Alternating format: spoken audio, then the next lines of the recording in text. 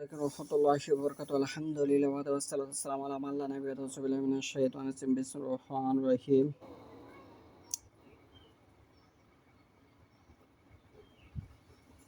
ইমরান ইবনু হুসাইন রাদিয়াল্লাহু আনহা আনিন নবী সাল্লাল্লাহু আলাইহি ওয়াসাল্লাম কালা খায়রুকুম কারিনি সুম্মাল্লাযিনা ইয়ালুনাহুম সুম্মাল্লাযিনা ইয়ালুনাহুম কালা ইমরান ফামা আদরি কালা নবী সাল্লাল্লাহু আলাইহি ওয়াসাল্লাম বাদা কাউলিহি মারাতাইনি আও সালাসাতান সুম্মা ইয়াকুনু বাদাহুম কাউমুন ইয়াশহাদুনা ওয়ালা ইস্তাশহাদুনা ওয়া ইয়াখুনা ওয়ালা ইউতামাআনুনা ওয়াইনসুরুনা ওয়ালা ইয়াফুনা ওয়াইসহারু ফীহিম সিমাআন।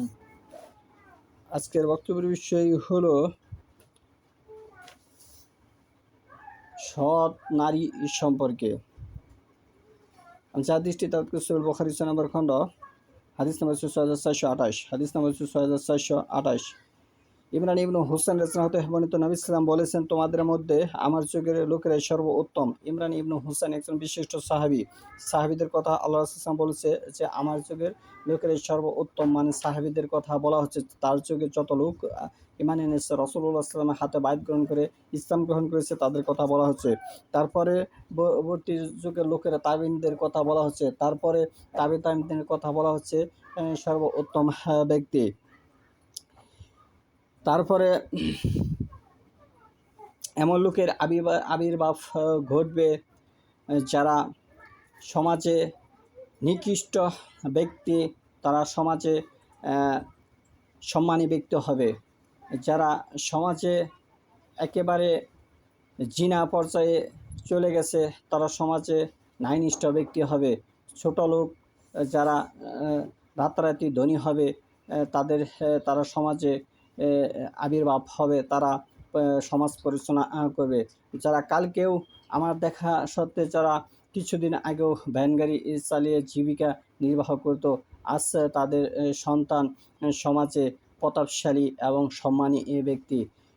আর যারা সমাজে ভাত পায়নি, ভাতের অভাবে একজন বয়স্ক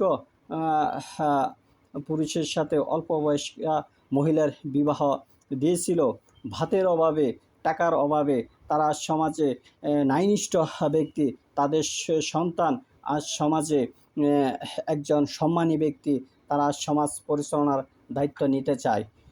এই কথাই আল্লাহ রাসূল সাল্লাল্লাহু আলাইহি ওয়াসাল্লাম 1500 বছর আগে হাদিসে বলে গেছে যে এমন লোকের আবির্ভাব ঘটবে যারা জিনাকে তারা বিয়ে মনে করবে, জিনাকে তারা বিয়ে মনে করবে। এই সন্তান কোরআন হাদিস সম্পর্কে কোনো জ্ঞান অর্জন করবে না, তারা সমাজে ন্যায়নিষ্ঠ ব্যক্তি হবে। তারা দেখতে মোটা তাজা হবে, তাদের প্রতি মানুষের একটি আকৃষ্ট হবে, তাদের গঠন ভালো হবে, মানুষ তাদেরকে দেখলে তাদের প্রতি মন আকৃষ্ট হবে।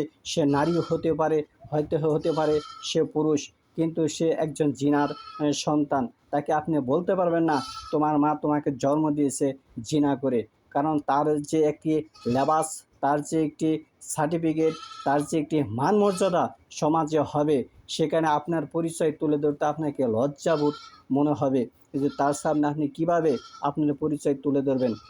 এই কথাই আল্লাহ রাসূল সাল্লাল্লাহু আলাইহি ওয়াসাল্লাম 1500 বছর আগে বলে গেছেন।